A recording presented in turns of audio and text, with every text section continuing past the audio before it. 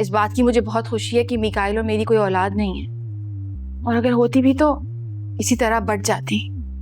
बचपन में किया गया जुल्म, ज्यादती बच्चे की जिंदगी को तबाह कर देता है। वही बच्चा बड़े होकर एक जालिम बन जाता है और किसी दूसरे की जिंदगी को बर्बाद कर देता है, या उसकी जवानी को, और ये सिलसिला यूं ही जारी रहता है।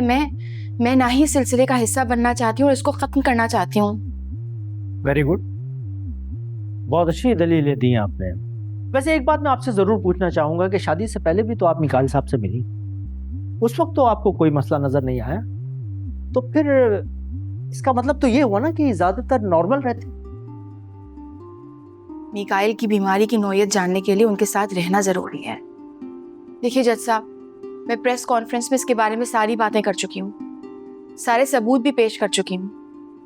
इसके बारे में मजीद बात नहीं करना चाहती, बस सिर्फ ये कहना चाहती हूँ कि अपनी बाकी की जिंदगी आराम से गुजारना चाहती हूँ, और उसके लिए मुझे मिकाइल से खुला चाहिए, निजात चाहिए इस रिश्ते से मुझे, प्लीज।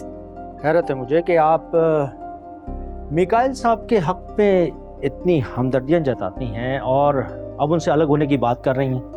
बीवियां तो हर हाल में शौहरों का साथ देती हैं, ये किस तरह का साथ निभा रही हैं आप? कौन से साथ की बात कर रहे हैं? मुझसे पहले मिकाइल की 2 और बीवियां थीं, उन्होंने साथ निभाया था ना।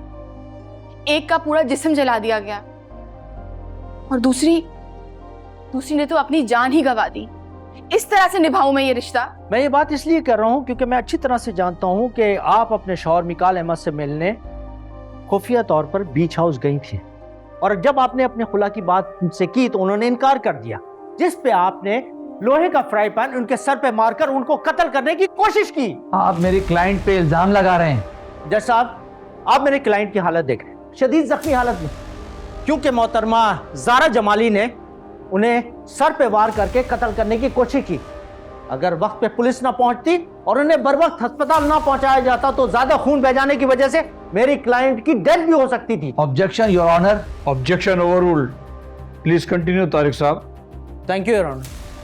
योर ऑनर, मेरे फाजिल दोस्त ये ऑब्जेक्शन इसलिए कर रहे हैं क्योंकि इन्हें इस बात का इल्म ही नहीं कि इनकी क्लाइंट ज़ारा जमाली खुफिया तौर पर मिलने मेरे क्लाइंट मिकाइल अहमद के बीच हाउस गई थी, जहां उन्हें जख्मी करके ये वहां से फरार हो गई, जिस बात का पता ना इन्होंने अपनी फैमिली को चलने दिया, ना अपने वकील को और अदालत को भी। That's all your honour.